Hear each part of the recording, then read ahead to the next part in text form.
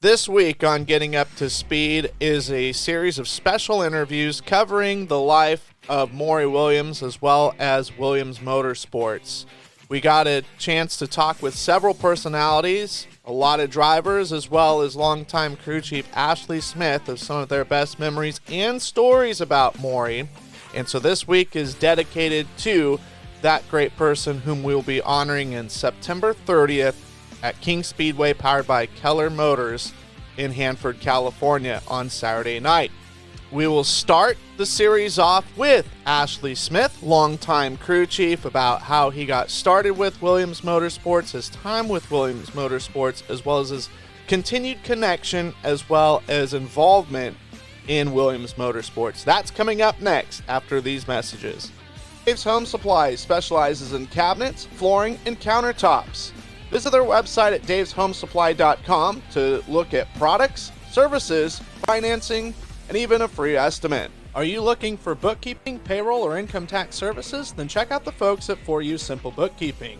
They are a licensed tax preparer throughout the entire United States. For more information, click on the link in the description. This broadcast is brought to you by Meat Freaks Jerky Club. Get the best jerky the world has to offer straight to your door by visiting meatfreaksjerkyclub.com. Pick your box and plan, tell them where to ship, and receive and enjoy. Log on to meatfreaksjerky.com and use promo code SPEED. Now is the longtime Williams Motorsports crew chief and Ashley Smith, and still crew chief for that team. And Ashley, we're going to start things off with, when did you remember meeting Morrie and Katie Williams? How did that start? I met Morrie in Australia when Katie and Morrie came over to support Peter Murphy when he was driving. I think it was in 1997. And I met Morrie and Katie over there because I've always been friends with Peter Murphy from racing in Australia. And then they hired me, or Morrie hired me at the end of 1998 after Knoxville. And basically I've been there ever since. And then I took over his trash company in late 2014. Okay. What stories? I don't know. Give me a little prompt of, has someone else given you a story and I can touch on that a little bit? Or? Well, I guess for you, what was the culture like coming you came over to America with him. Was there a big culture shock of racing in Knoxville, racing in California? Well, I'd already worked in the Midwest or in the All-Stars and Outlaws for 8 years before that. Okay. So the culture shock, if anything, was coming to California and just seeing the different style tracks and racing and that was more the culture shock than anything. Just how hard everyone runs out here, and I think if you look back like early 2000s and late 90s, that was a bit of a heyday of sprint car racing back then. So we had a few pretty good runs when I first started. We got a second at Las Vegas at the Outlaws and a third in Houston at the Battlegrounds with World of Outlaws. So with Pete, we got off to a pretty good start there. And then he went in a different direction, I think, in 2003. And then Dennis Moore, we hired Dennis. We had Tim Kading come in for a couple of nights, and he won. Then we had Dennis Moore come in, and he kind of was a little snake bit when he came out. He had a lot of injuries, but he won. I think he won 4 NARC races. He won 7 shows in 2003. And then in 2004, either in 2003, 2004, and then he got hurt really bad, and we hired Jonathan to come in. And then he, from the minute he started driving, we had pretty good success. He, for whatever reason, what we did clicked well with him. His driving style worked well for what we were doing to the car and what we had. So we had pretty much immediate success with him. And then over the years, we've had a few different drivers get in for a weekend here or a weekend there. We had Kyle Larson run Las Vegas. He almost won the Outlaw Show. They ran out of fuel leading the Outlaw Show out there in our car. That was in about 2012. And then I think Terry McCall got in the car one weekend. We had a few different drivers over the years get in it, but for the most, when Morrie hires someone, it ends up being long term. Mm-hmm. So I think because Morrie provided, always to the drivers like a stable environment for them to race. So he never pressured the drivers for results, or put pressure on them, if they started wrecking or whatever. So I think in that retrospect, it's a fantastic car owner, because that's not what it's like for most people. Yeah. Normally it's hey, we're here to get the job done by hook or by crook. You got to get it done. Just don't wreck the car. And when you're not winning, hey, like this ain't gonna work. And I get the sense from talking to some of the guys that I have, it was not like that. It was more, like you guys were out there. This wasn't a game, but at the same time, it was about having a good time and enjoying yourselves. Exactly. He did it for, he worked really hard, at the trash company to build up a little bit of, stability there and put everything in place to where he could go, on the back end of his life, go and enjoy himself, racing. He never really, we probably could have done World of Outlaws, but he was never really interested in that. I think he always kind of liked to maybe spend a few less dollars and then take on the big guys, and see if we could beat them, when they come to town. So, he always loved, he never minded, if we didn't qualify well and we started at the back. Sometimes I think he was more happy if we started at the back and ran, 8th from 20th than if we, say, started on the pole and won. So, he just enjoyed all the different people he'd meet, along the way in his journey, whether it be in California, the Midwest trips. We used to, do annual trips out there, and we went and raced the 0K in Australia. Probably, I think 5 seasons. We went over there for a stint in winter for 2 or 3 weeks. Well, and there was a period too. I want to think maybe 2005 was around the time. Like Dennis Moore Jr. I think he was coming back from an injury, and Jonathan was going strong with you guys, and you guys fielded 2 teams, and actually you guys did really well despite having, so much going on at the races. Yeah, I mean, when Dennis come back from injury, it was kind of his spot. He'd done nothing wrong. The year he got hurt, he did a really aggressive, physical training in preseason, and he ran 3rd at the World of Outlaw Show at Tulare in 2005, and then we were leading the points when he got hurt, the NARC points. So there'd only been a couple. I think there'd only been 2 or 3 races, and he got hurt on a Friday Chico shock. Car flipped over and come in the cockpit. Mm-hmm. And broke his shoulder and his arm and a bunch of ribs and a bunch of other injuries. So he worked really hard to get back from there. So when he did come back, we had a car ready for him. That's what we always kind of joke. We called it the OK car.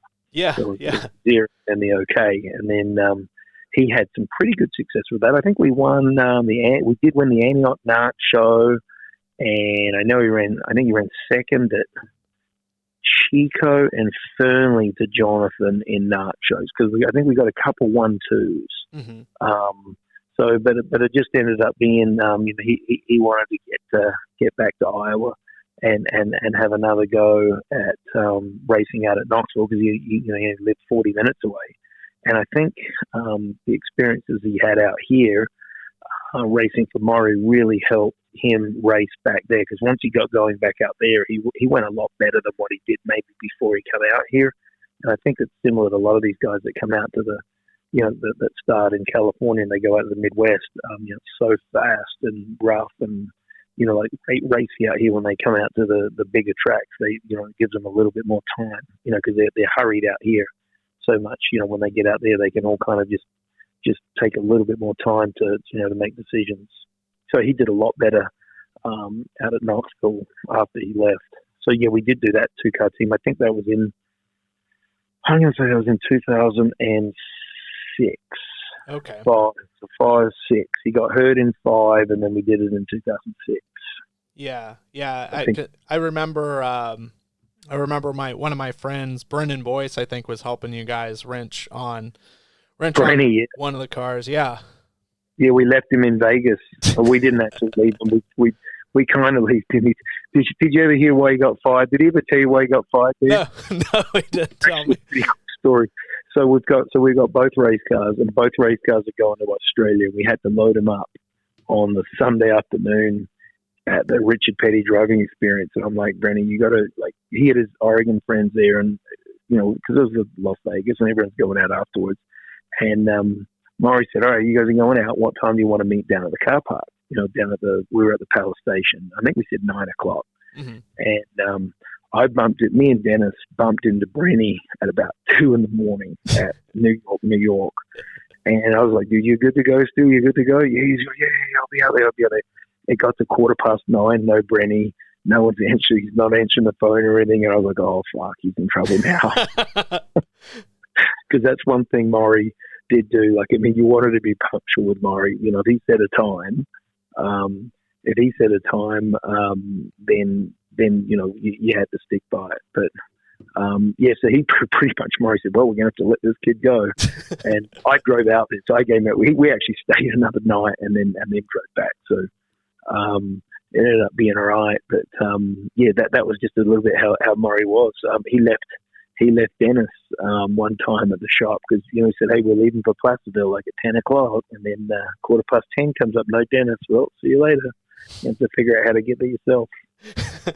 Yeah, better start walking. Yeah. So you know, that's kind of how Morrie was. And, you know, he wasn't a hard ass by any means, but, you know, sure. he wanted to, you know, we putting out all the effort.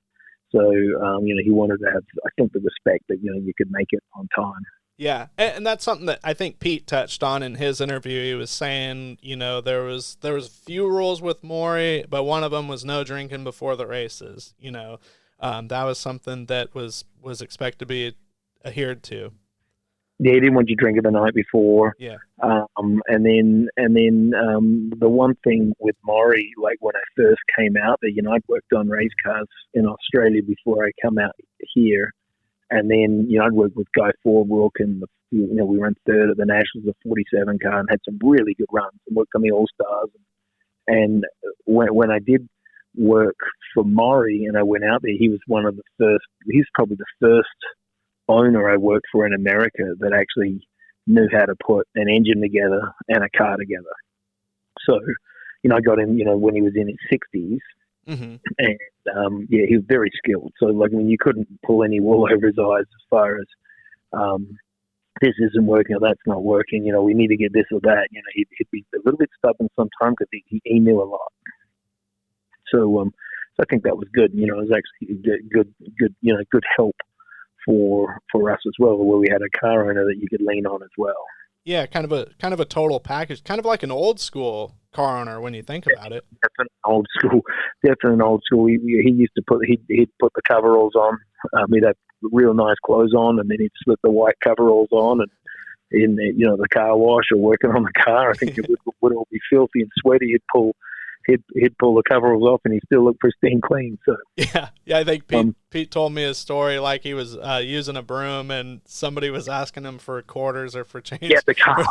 That's one of the classics. Yeah, at the car wash in South Dakota, he was sweeping the car park up because he used to respect everyone's property and, you know, everyone's business. You know, we're at the car wash, and we're not going to leave, you know, the breadcrumbs that drop off the wing and everything, you know, when you're unhooking everything to you know, push into the car wash. So he's sweeping all of that up, and here's someone goes, oh, yeah, I need some quarters, thinking he's like the janitor at the car wash. We never let him go on that one. We kept him pretty honest on that one.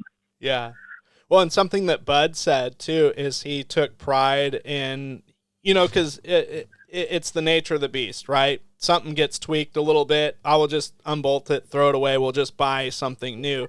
Morrie was a guy that this is fixable. We can fix it, and he'd push it too far. Yeah, Too far, like, I mean, because you can fix everything, and that's where I'm the opposite a little bit now. Is you can fix everything, but it's so competitive. You can't have, something be only 95% right kind of thing, and then still try and beat, Selzy or Day or, Meadow, those guys. So, yeah, he used to love that. That'd be the sticking point I'd have with Morrie, with the arguments, because I can fix anything. Sure. But it's at a point, it's gone by its use by date. So, that's definitely one that he'd do. But, I'll tell you why he hired Bud. I remember talking about this, and we had probably 40 kids kind of apply after Jonathan quit. And we pretty much, one of the reasons we hired Bud is, we started talking about, like, well, who do you want to have dinner with after the races? Who's going to be socially compatible to what we want? A lot of people would say, like, Dennis Moore and Morrie were opposites, but, Morrie was pretty outlandish when he was young. So he was pretty wild when he was young. So I think, he used to maybe, reminisce a little bit through some of these guys. So, Bud was a perfect fit as well when he come and drive. Bud 2 nights in, probably driving for us, was as comfortable as what you'd be with working with someone for a year or two. Well, and it sounded like it was a cool kind of connection for Bud because his grandfather Howard used to race against Morrie. Yep. Not a lot, but they did race, and I know Howard was a big wig, and when Morrie used to race, it would be mainly down at Kearney Bowl, and he actually with used to run a garage up at Bass Lake, and they would him and Gene Miller, his best friend from high school, they both moved up to Bass Lake from Compton. We always used to joke he come from Compton. I guess Compton was nice back in the 40s and 50s or whatever. Sure, yeah. Anyway, they came and they take turns racing this thing. The car we're going to have there on next Saturday, the orange car. Well, it's actually the car that's on the shirt this year is his old number 32. Mm-hmm. They take turns driving it, so it was nowhere near as serious as what it was maybe for HK and all these other guys that used to race down there. It was more just they knew they didn't have the staff, but they could go down and maybe win a heat race or do whatever. But that's so important for even now. That's almost where we're at with the World of Outlaws. See if we can get down to the track and time in good enough to win a heat. Mm-hmm. So it is important. Have those kind of guys racing.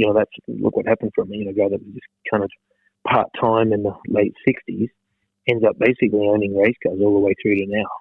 Yeah, and successfully. I mean, you guys got NARC championships. You guys had a great streak at Dirt Cup there for a while. It was amazing. And then we took money out of Dirt Cup I think we got four Dirt Cup wins, and then I think Jonathan. He won several championships and a bunch of Bradways, and we got a trophy cup with Bud and Jonathan. Mm-hmm. So we got some good stuff going along the way. Every time we go to a race now, I feel like the old man because like, we're in the Cotton Classic. Well, I'll be listening to Gary Thomas or Henning or someone goes, Zurich has won 3 of them or 2 of them. I'm like, I'll be damned. I can't even remember anymore. Like I could not freaking remember for the life. Like I remember. Say where we won a Cotton Classic, I brought the trophy home for the kids and stuck it in the living room. They're like, "Oh, damn, you guys won!" To where I remember some of the stuff, but there's hundreds and hundreds of races. They all just kind of pile on top of one another. But, I did a tabulation, and I think it was right around at least 70, if not 80 something races that you and Jonathan had won from 2002 to basically present, and that was west of the Rockies for 410 races only, not 360s, and that is just.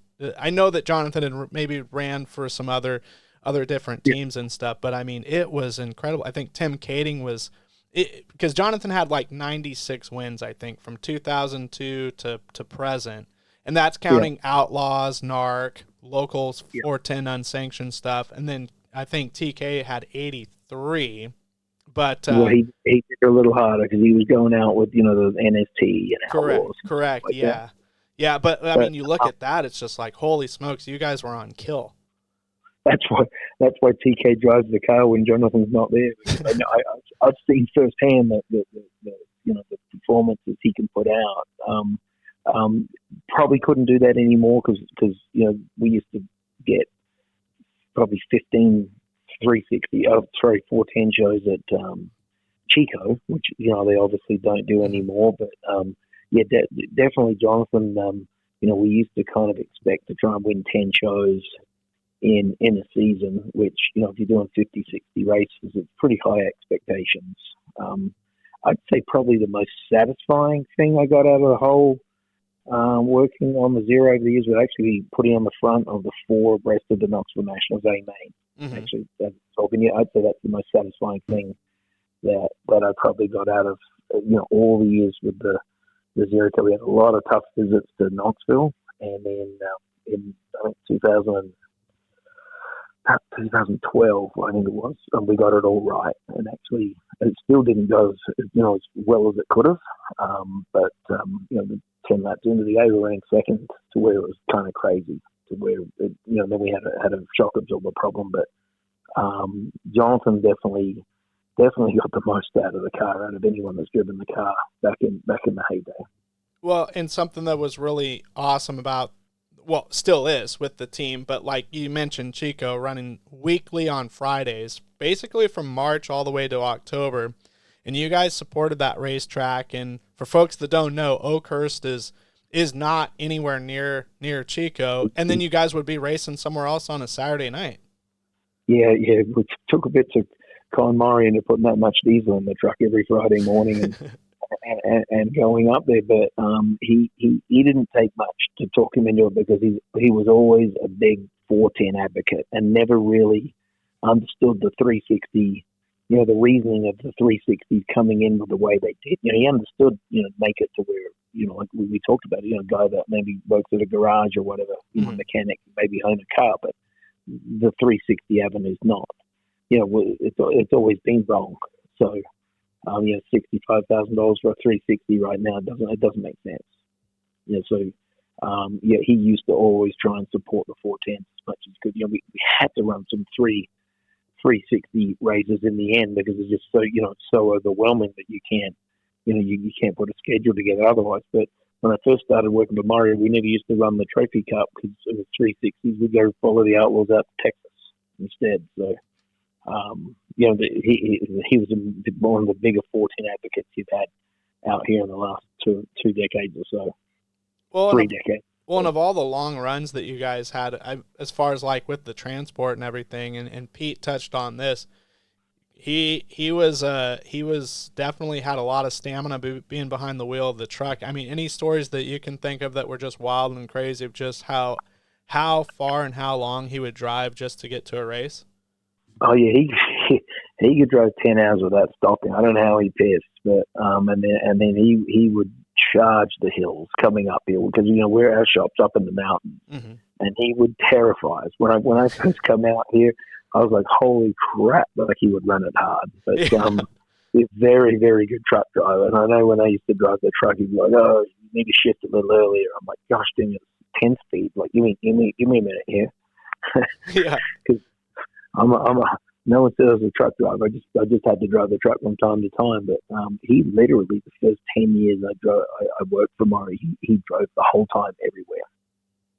So him and I tell you who's so similar to was Duke McMillan.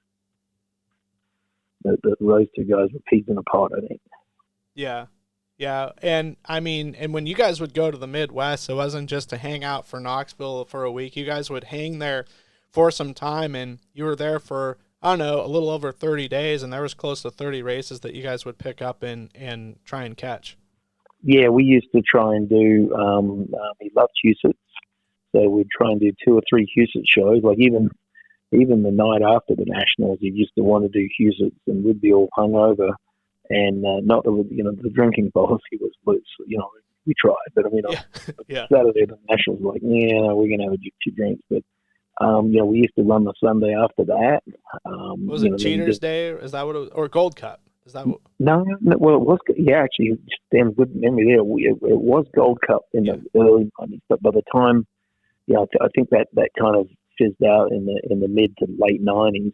That was just a weekly show, and then they'd run Grand Forks Outlaws and Fargo and tracks like that. And then we'd go out to Billings and go up and follow them through Skagit and Elmer, Cottage Grove. That's what we do after the Nationals. And before, we'd try and go out there at least a couple of weeks before and run. Just his friends with Terry McCall, run the Front Row Challenge, and a few Knoxville shows, and maybe try and pick up some other shows, in between. We went down to, I think, Cameron, Missouri. We went to Eldora and Williams Grove and Lernerville. I mean, we actually did a lot of racing. We a couple of years. Jonathan's a smooth talker, so he'd always talk us into doing a little more than probably what he wanted to. But I think no one was really disagreeing. Yeah, yeah.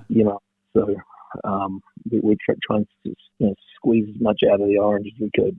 Yeah, no doubt. I mean, and I talked about this with Pete, and I talked about this with Bud. It seemed like no matter how things would end up, because natural things happen, teams, drivers leave, crew members, they have other stuff to do and everything. But it seemed like once you were a part of the Zero Heroes team, the Williams Motorsports team, you were kind of a lifelong member.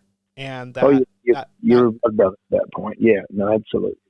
Like there's guys that are still around. They don't race for Katie and Moore anymore, but they're still treated like family. There's no animosity, there's no hard feelings, and it's almost like, it's still good times, which is great. No, absolutely. And particularly like with mechanics, like Nick Speed, he runs the East Coast Pipeline car in Australia, the number 7 that Lockie McHugh drives for. They're probably the quickest car in Australia. And like he first worked on a sprint car was with us.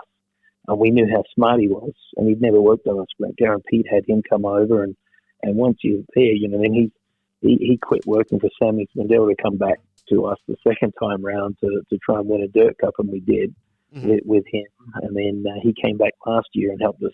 Flew over last year and helped us with the dirt cup. So there's a lot of guys that have helped us mechanic wise, and then they come back for a second stint.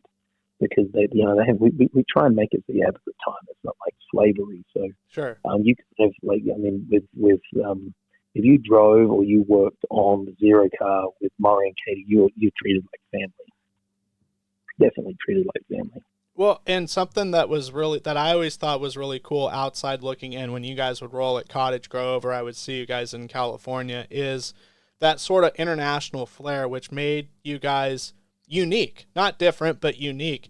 Sean Greeley came over, obviously you, and that was just so cool because it gave you guys from Australia an opportunity to do a lot of racing, go to a lot of different places, and maybe you guys didn't stay together, but to good opportunities for your guys' careers.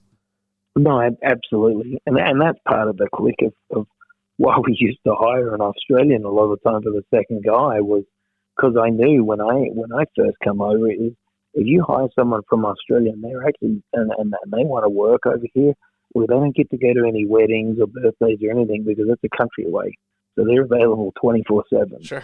So you kind of trap them there, and then next thing you're on a fast track to like this is what we're doing and this is how we do it, and then Jonathan and me are very hard headed. As far as this is how we do stuff, and I think that's helped with some of them, that have come through, and this is the method that we use and the ideology that we have, and it somewhat works, and you can kind of validate it when you're winning. So I think it helped a lot of people, when they left here, particularly back in Australia, they were like, oh, he worked for a season over in America on the Zero car, and that helped them get jobs and stuff like that, over there. Well, and something Pete has told me many times, and maybe you can fill in, obviously, family program somewhat, but when he first got to the place in Oakhurst, it was a 2-bedroom place, and it was like 3 mattresses in a room. Like it, I think he compared it to like an army barracks, kind of. We called it the shanty. We called it the shanty, and then he didn't tell me anything about this. When he was telling me, well, we're going to give you this and that, and you got this and that, and then I didn't even really think about it. Like what town are you guys from? I got there from California, whatever. Like I'm coming out. Yeah. So I ran the Nationals, and then came out, and then we went straight to. I think we went straight to San Jose, and then straight to Chico. Like we raced out here for like 2 weeks without going back to the shop. And then when we finally got back to the shop, we went back down to down the alleyway, down the bottom by the river. It's actually on the river, which is badass. If you ever, as far as the property value is worth a fortune, but the place is just a nasty old place with terrible water and kind of run down, rickety kind of shack. And Pete said, "Yeah, this is where we stay." And then I'm like, "Well, that's bad enough." And I go in the back, and it's like one room with 3 beds in it. I'm just like, "What have you got going on here?" So because we got a trash company up top, we end up finding some like office petitions. So we put them up for a year, and then we paneled up some walls and messed around. But then about 4 years ago, we sunk about $150,000 into it, and it's actually like it's a real nice apartment now. Like it got fully gutted out. That tells you we spent that much on it, and it was only maybe 600 square feet. Wow. At that. But so I came at the wrong time for that. Yes. Sean Greeley got a brand new apartment. Oh boy. When he was there, it's like, "Oh, look at you go." So yeah. I wasn't sure if like Pete was trying to say, "Oh yeah, California, it's great weather. You're gonna have your own, there's a pool, limos and everything." Exactly. And then Katie's support with all of this along the line, you can't overlook that. Like especially when Morrie got older, Katie's pretty much a full-time job. I think the last probably 2 or 3 years Morrie was alive was to get Morrie back to the track. He'd be so exhausted after the weekend.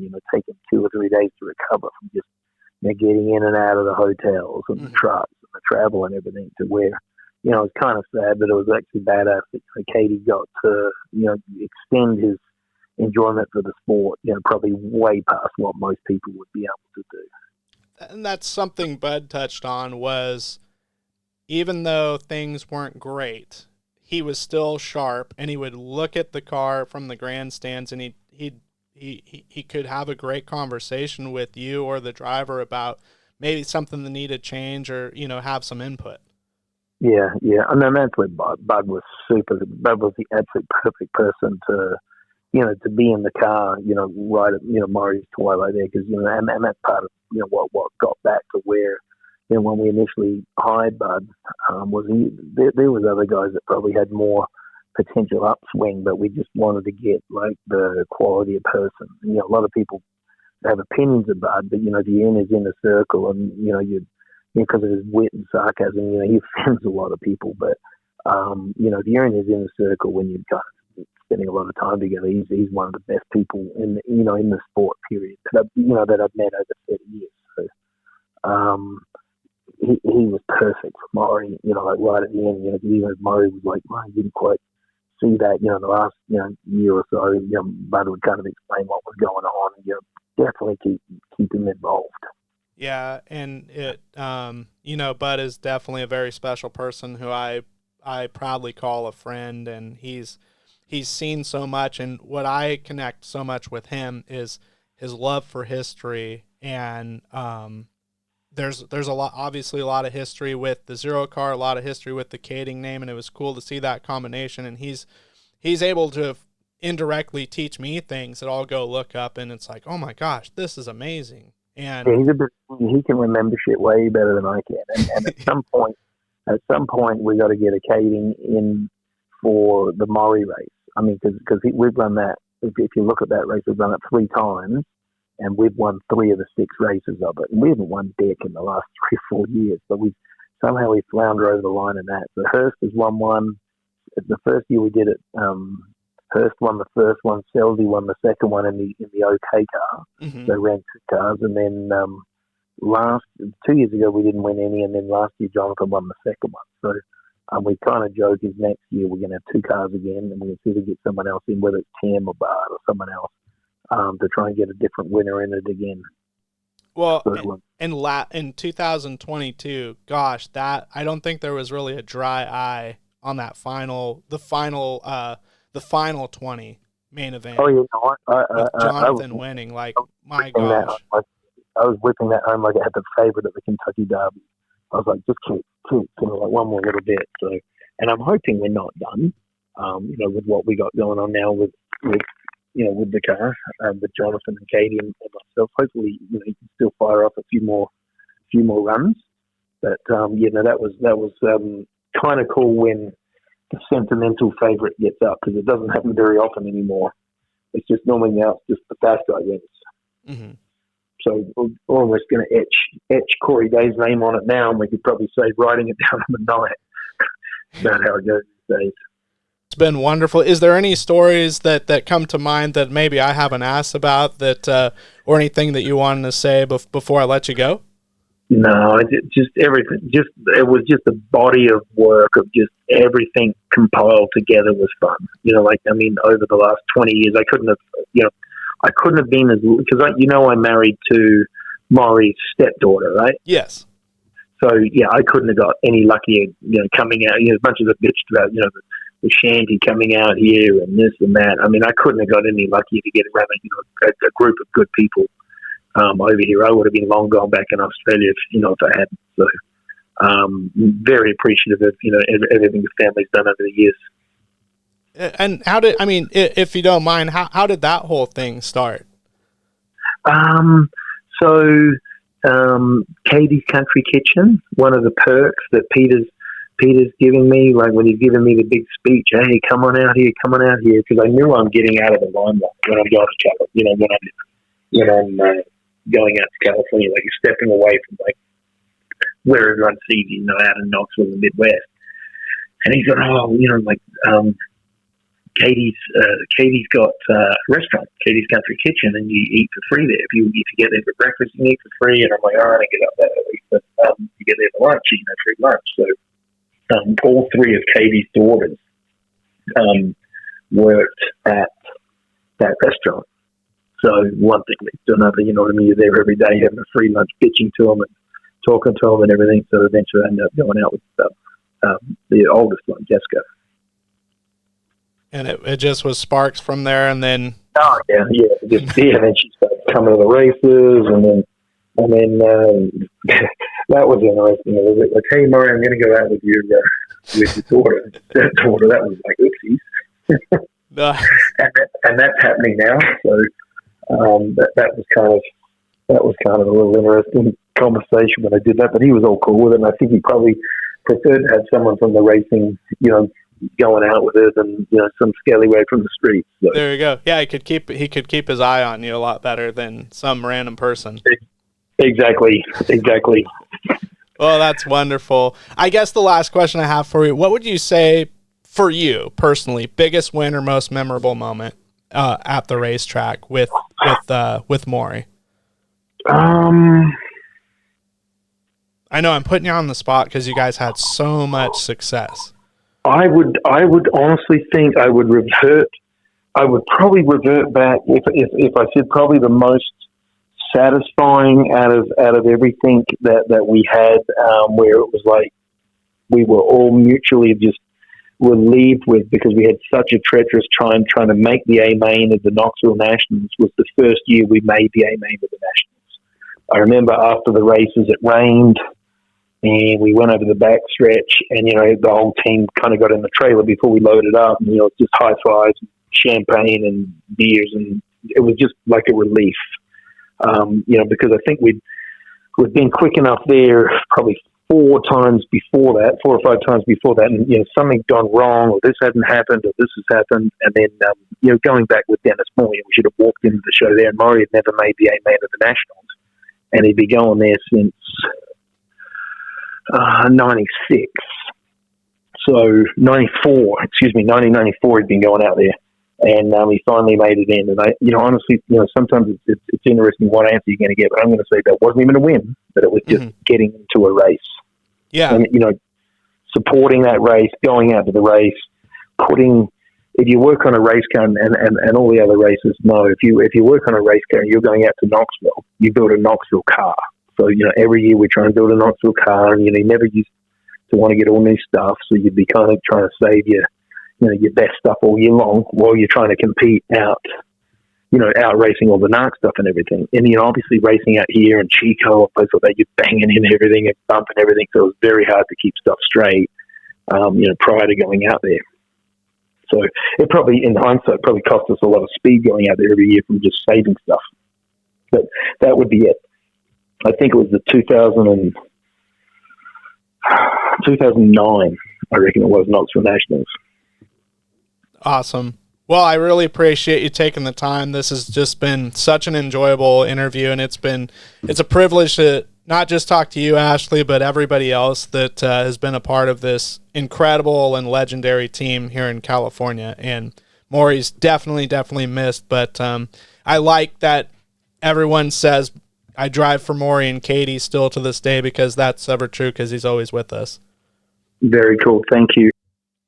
Well, that is going to do it for this interview. We hope you enjoyed it. Be sure and hit the like and subscribe button on whatever platform you found this interview at. It really helps us grow the channel, and we greatly appreciate it. In the meantime, we'll be back with more content and interviews in the future. Be sure and have a great evening or a great rest of your day, whatever time you're listening.